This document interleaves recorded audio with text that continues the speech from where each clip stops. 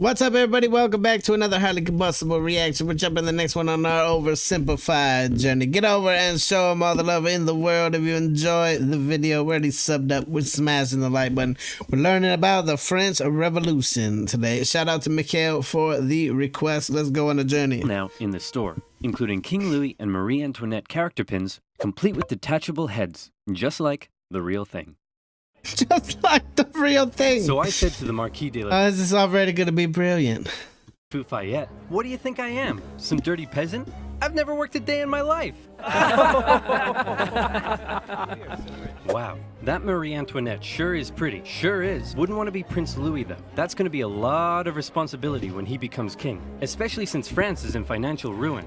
Quite. Thank you one and all for attending the royal marriage of my grandson, the future King of France, to the Archduchess of Austria. Now for the very awkward yet historically accurate part of the ceremony, where we all watch them get into bed together.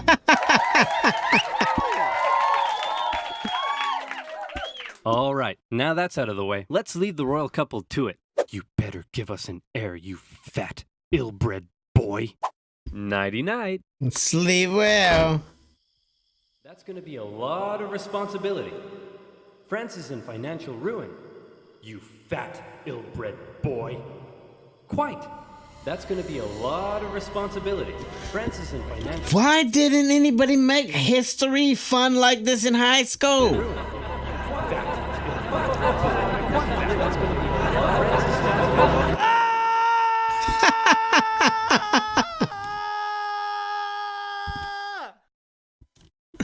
Oh, great. He's a freaking weirdo.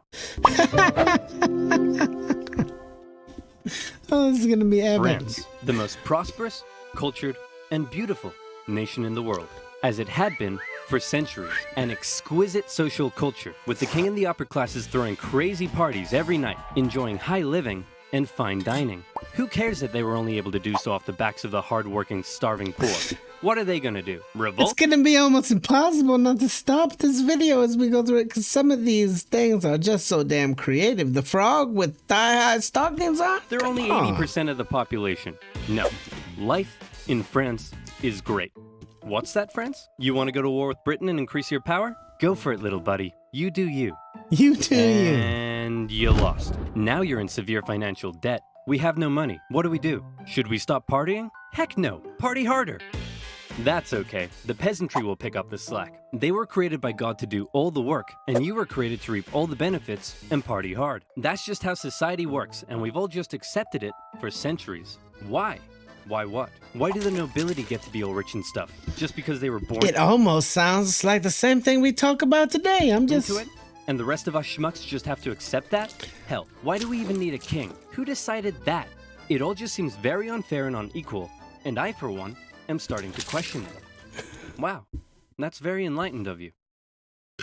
And so began the Age of Enlightenment. This is the Great greatest philosophical thinkers history across France lesson and beyond ever. began to question whether this beautiful nation was really all that beautiful after all. Hey, Prince Louis, bad news. Your grandpa died of smallpox this morning, which means good news, you're now the king. So just to sum up, France is in severe financial debt, and the angry populace are beginning to question how necessary you are. But hey, I believe in you, champ. You got this. Maybe. Maybe? Oh no! Prince Louis Capet became King Louis XVI in May 1774. He was a notoriously weak man, and he knew it. He barely had the wisdom to rule a nation, never mind one in crisis, and he was easily manipulated by those around him. One of his first acts was to try to get revenge on the British by financing their American colony's revolution. Hey, we're an independent nation now. That was real swell of you, Louis. Couldn't have done it without you. Glad I could help. So hey, about all that money we lent you, when can we get that back? Yep, you're a great guy. I'll never forget what you've done for us. Real glad I could help, friend, but about that money, gotta go now, chum. Best of luck to you. Oh no! And now France was in even more debt. France's poor, suffering under the strain of economic ruin, watched as the nobility continued to live as though nothing was wrong. In particular, they grew increasingly disdainful of the queen, Marie Antoinette, as she continued to spend all of France's money on her own luxurious lifestyle and fashion. While the peasants were breaking their backs in the fields, she was walking around like, hey, my hair is about. I'm not making that up. Her hair really was about. and her lavish spending my earned hair her the is a nickname boat. Madame Deficit. And speaking of the queen, there was also a long-standing scandal around the fact that the king took a very long time to boink her, and the working classes of Paris began ridiculing the royal couple with lewd pamphlets depicting the queen as a court thought, and the king as a wuss, unable to fulfill his marital duty. Respect for the monarchy was at an all-time low, as France's finances were spiraling out of control, and the king and his aides really only had one solution to the crisis. Tax the poor. Tax the poor. We could do a sexy calendar shoot. Or we could tax the poor. Tax the poor. And so it was. I really want to have beers with Oversimplified. This is a whole different way of thinking. Poor, who were already struggling to make ends meet, found themselves being taxed from every direction. Hey, I'm the royal tax collector. Looks like you've yet to pay your income tax, head tax. By the way, how many windows you got in that house of yours? 3? Oof, yep. There's gonna be a tax for that.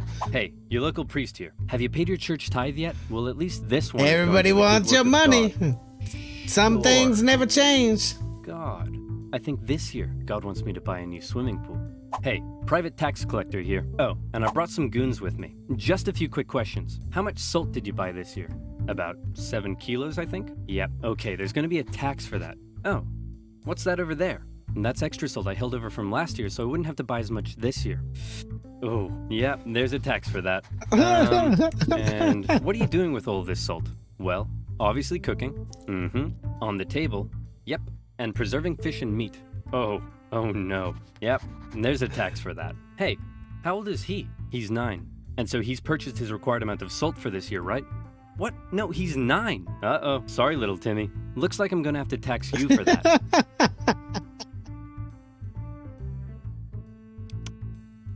Yep.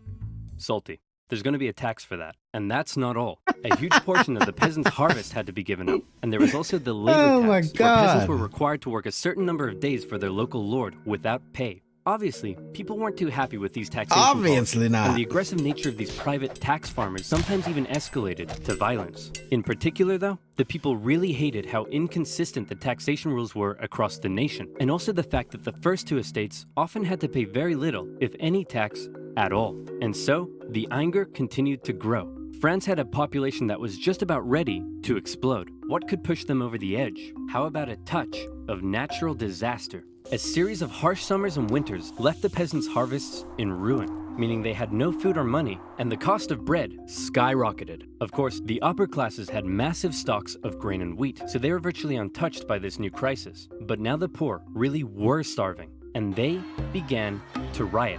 Women took to the streets, bakeries were raided, and bakers suspected of keeping bread for themselves were sometimes even hanged. Whoa. Wow, this is really getting out of control. Got really out of control. We need some decisive action. You need to step up and lead us. What will you do? Okay, I've got this. I know. I'll summon the estate's general, and they'll decide what to do. You really are a fat, ill-bred boy. The estate's general was the closest thing France had to a government, apart from the king. It was a purely advisory body and was rarely summoned. In fact, it hadn't been summoned for 175 years prior to this. But with France in a severe crisis, the king felt the time was right to call on the government to help. The estate's general was made up of representatives from the 3 estates, that is, the clergy, the nobility, and everybody else. Okay, thanks for coming, everyone. The first order of business is regarding the clergy and nobility. You all get brand new Porsches. You get a Porsche, and you get a Porsche, and you get a Porsche. Everybody gets a Porsche. And now into the second order of business. France is completely out of money. Like, it's never been this bad before. Anyone got any ideas? How about we all get Lamborghinis next time? The king decided that in order to make a decision, they had to come up with a voting system. Okay, the clergy. You have a population of 130,000, so you'll get 1 vote. The nobility. You have a population of 350,000, so you'll also get 1 vote. And the third estate. You have a population of 27 million people and make up 98% of the population. And very impressive. You'll get 1 vote. The third estate were obviously pretty unhappy with this system because they kept on finding that this would happen. We propose to raise taxes on the third estate. All in favor? All opposed? 2 to 1. Taxes will be raised on the third estate. Yeah, it doesn't work very well. The first 2 estates are a bunch of poo-poo heads. All in favor? All opposed? 2 to 1. It's official. We are not poo-poo heads. The Third Estate realized that any attempt at reform would be outvoted by the two upper estates, and they thought that was kind of lame. So they decided that since they were 98% of the population, they could go off to form their own government, make their own laws, and take over the running of the country. And so, the National Assembly was born. The Third Estate was now in control, and there was nothing the king could do to stop. Ha! I've locked you all out of your building. What are you gonna do about it? We'll probably go find a different building that isn't locked. Oh, no! The National Assembly did find another unlocked building just down the road, an indoor tennis court. Where on the 20th of June 1789, they all took the tennis court oath, pledging to continue meeting until the king finally gave in to their demands for more equality and economic reform. This new National Assembly included many of the most educated members of the Third Estate, including two young lawyers by the names of Maximilien Robespierre and Georges Danton. Some members of the first two estates even joined their cause. Some of these men formed a radical new political party called the Jacobin Club and quickly became leading figures. While many members of the Third Estate simply wanted more equality, a growing number in this Jacobin faction would begin calling for something even crazier: the removal of the king entirely. And this is where fear began to take hold. With such a volatile situation developing, everyone was afraid of something. The king feared his position was under threat, and he called in the military to take position around Paris. The Third Estate heard rumor of the gathering military force, and they feared the king was planning to round them up and arrest them. Maybe he'd even execute them. It also didn't help that the king had just dismissed France's popular finance minister, who had been trying to make reforms himself. It seemed the king was done negotiating. Fear, left unchecked, often boils over into anger. And anger detonates with violence. The angry people of Paris, after centuries of cruel inequality, harsh oppression, even starvation, fearful of having their new movement for reform demolished so soon, decided that it was now or never to take action. Screw reform. They decided they'd do one better. How about revolution? The people of Paris, believing the French military was preparing to attack, decided they should arm themselves. The National Assembly announced the creation of a bourgeois militia, the National Guard, and immediately, many troops from the French military defected over to the revolutionary side. In the early hours of July 14th, 1789, a large crowd stormed and raided the Hôtel des Invalides, a military hospital where they were able to secure a large number of rifles. The bad news was they weren't able to find any gunpowder for their new weapons. The good news was they knew exactly where to get some. A prison fortress and a symbol of royal tyranny towering over Paris.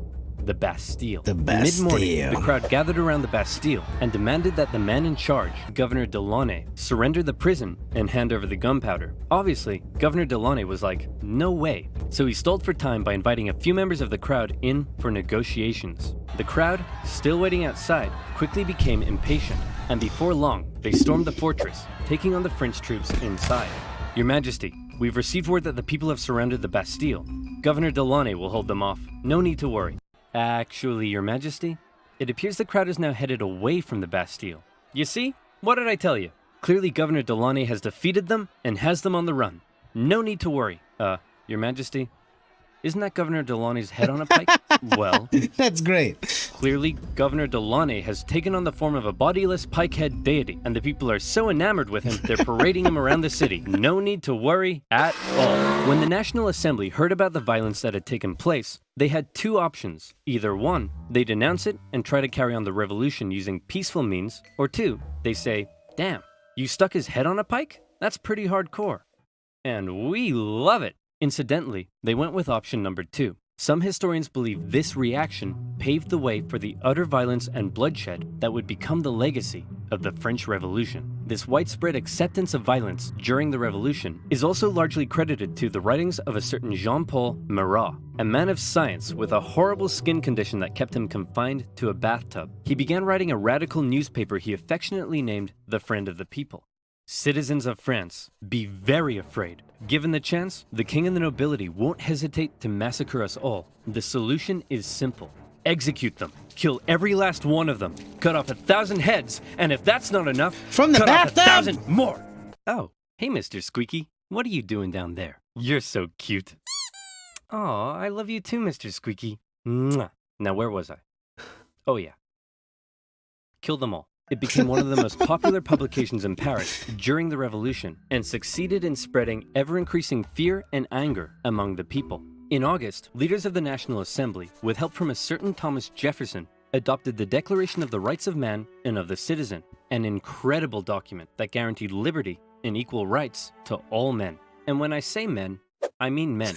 Despite its glaring shortcomings in gender equality, the massively influential declaration would go on to inspire the struggle for liberty and equality across the planet for centuries. However, back in France, the vast majority of the people weren't really so concerned with enlightened ideas of equality as much as they were concerned with the fact that they were still starving. Bread was still expensive as hell and hard to come by. The people felt that one reason nothing had been done yet about the crisis was because the king simply couldn't see the problem. He lived in Versailles, a full 20 kilometers southwest of Paris, and as a result, lived in comfort, separated from his dirty, stinking subjects. On October 5th, a crowd of women, 7,000 strong, decided they'd do something unprecedented. They decided they'd remove that separation and confront the king directly. The women marched all the way to the king's palace in Versailles. Along the way, the crowd continued to grow into the tens of thousands, and when they arrived, they demanded an audience with the king. What are those things outside the palace? They're poor people, Your Majesty. That's poor people? They say they're hungry. Hungry? Then let them eat cake. Wow. See, this is the exact BS that led to this whole mess in the first place. You're so out of touch. They're writhing around in the filth, breaking their back to barely scrape by, and they come to you demanding just the basic ability to feed themselves, and you think a slice of cake will sort them out? Well, then let them eat Taco Bell Crunchwrap Supreme. Even Taco Bell Crunchwrap Supremes aren't that great anymore. They don't put enough meat in there. It's not like the advertisements. They're not that desperate. Members of the crowd actually managed to break into the palace with the intention of killing the queen, who narrowly escaped through a secret passage in her with bedroom. the bird in her The hair. enraged mob killed several members of the royal guard and raised their heads on pikes, which, if you haven't noticed yet, is something they were quite fond of doing. Yeah, something they like to do back then. The king had no choice but to come out and talk to the crowd. He agreed to accept his new position, sharing power with the revolutionary government, and to return to Paris with the crowd, removing the separation between king and subject. King Louis had a problem with people constantly raiding his palace, but one thing he didn't have a problem with was people raiding his computer, because he used NordVPN. If, like me, you don't like hackers stealing your data, that's the greatest password, little bank dates, and merge girlfriend, into an then ad you I've need to ever check seen. out NordVPN. With over 5,000 servers in 60 countries, it allows you to surf the net anonymously and safely with no personal data logging. It's super easy to use. You can take a trip to a server in Japan with just the click of a button. And while you're there, why not check out some sweet Japanese Netflix?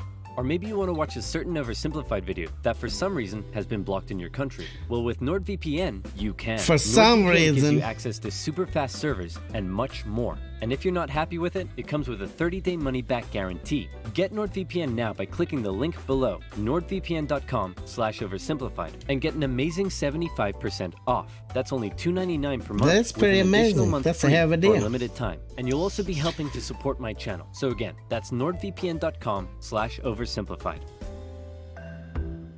There you have it, ladies and gentlemen. The French Revolution definitely oversimplified all the way to where I would have been able to understand it as a kid. I think it's the best way of learning 100%. Oversimplified, you've outdone yourself with the humor. I absolutely enjoy it. Get over, show them all the love in the world. If you enjoyed, smash the like button if you liked it, the dislike button, but I won't believe you. Till the next one, I'm highly combustible. You guys be happy, healthy, safe. I love you to the moon and back. Peace.